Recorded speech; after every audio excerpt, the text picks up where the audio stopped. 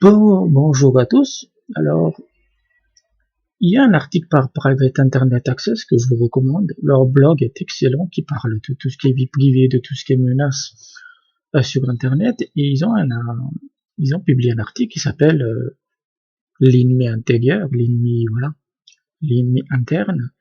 Bienvenue dans l'Internet du gaslighting.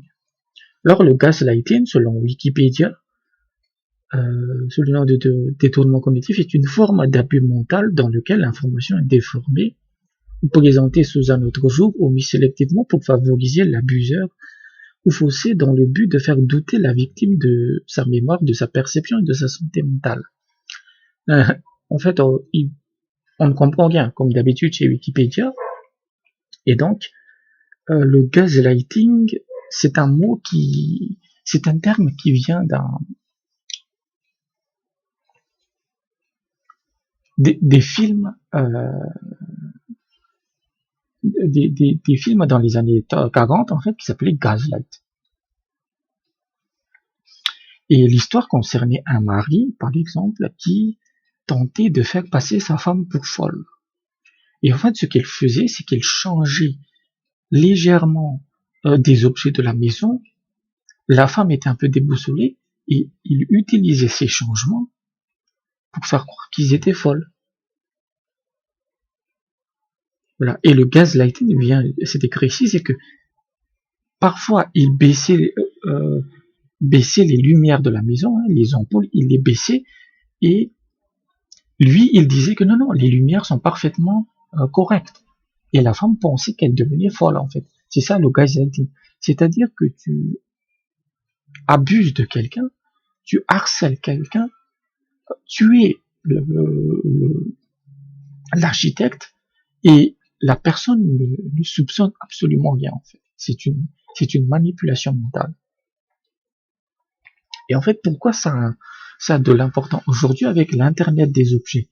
C'est-à-dire qu'aujourd'hui, tu as les haut-parleurs intelligents, tu as les ampoules intelligentes, tu as tout intelligent, et qui fait que c'est très facile d'utiliser le gaslighting numérique. Parce que ces appareils sont fondamentalement des passoires. C'est très facile de les pirater, mais en plus de ça, même quand les données collectées par ces appareils sont entre guillemets chiffrées, même avec le chiffrement, on peut à peu près savoir les habitudes de la personne. Donc, il donne ici quelques exemples. C'est que une femme a activé son climatiseur, mais ensuite le climatiseur se désactivait, s'éteignait toute seule, même quand elle le touche. Une autre femme a déclaré que les codes de son verrou numérique, comment on appelle ça déjà, le clavier tactile, le code de son verrou numérique à sa porte d'entrée changeait chaque jour. Et elle ne savait pas pourquoi. Et une autre femme qui avait contacté une ligne d'abus, une ligne contre les abus, avait dit que elle entendait constamment sa sonnette sonner, la sonnette de sa porte, mais il n'y avait personne. Et en fait, ça, c'est du gaslighting. Pourquoi? Parce que les harceleurs, quand ils visent une femme, en fait, ils ont pris le contrôle des appareils et ils vont littéralement perdre la tête à ces femmes. Elles sont complètement étouffées. Et en fait, ce gaslighting, ce phénomène de gaslighting sur Internet, ça date pas d'hier, ça date de 5 ou 6 ans, et il y a un vrai souci qu'on n'arrive pas à résoudre.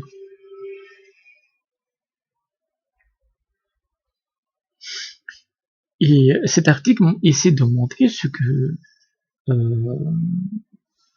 qu'on peut faire. Et en fait, en Australie, il y a une initiative qui s'appelle Safety par Design, c'est-à-dire que quand tu crées un produit, tu en fais, tu le fais sécuriser par nature. Et vous allez me dire, ouais, mais c'est totalement évident. Oui, mais c'est pas le cas, puisque comme l'Internet des objets doit se connecter très rapidement, de manière instantanée, tu es obligé de sacrifier la sécurité. Tu peux pas avoir les deux. Tu peux pas avoir la vitesse et la sécurité. Donc aujourd'hui, tu as ce type d'initiative qu'il faut que les développeurs et les fabricants adoptent pour ces appareils, parce que ce gaslighting numérique va devenir de plus en plus important. Oui, parce que les gens achètent ces internet, ces objets connectés, parce que c'est cool. Aujourd'hui, de plus en plus de choses sont connectées, même si tu n'en as pas besoin. Je dis que tu achètes, je sais pas, qu'est-ce que tu peux acheter. Désolé, un multicuiseur, un appareil de cuisson. De plus en plus, les fabricants vont te dire oui, mais tu peux le combiner avec une application et comme ça, tu peux directement commander des recettes prêtes à l'emploi. Et comme aujourd'hui, on cherche constamment la facilité, un appareil qui fait tout à votre place, les personnes ne vont pas forcément regarder les risques. Comment les données sont traitées, où est-ce qu'elles sont stockées, est-ce que l'appareil peut écouter ou peut filmer ou peut accepter des données, etc., etc.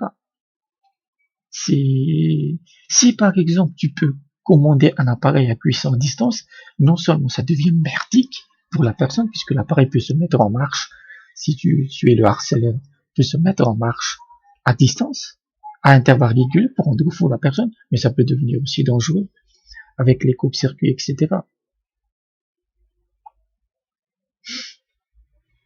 Voilà. Et donc, ce safety by design, c'est pas que simplement la sécurité, mais tu dois intégrer la menace dedans.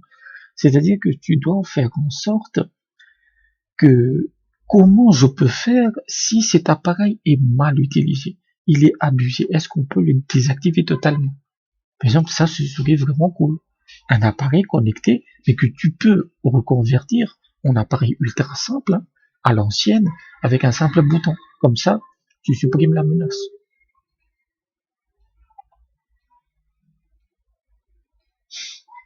Et ces appareils sont utilisés, sont abusés par des harceleurs d'une manière qu'on n'a pas prévue à la base. Donc, c'est démentiel, cet Internet des objets.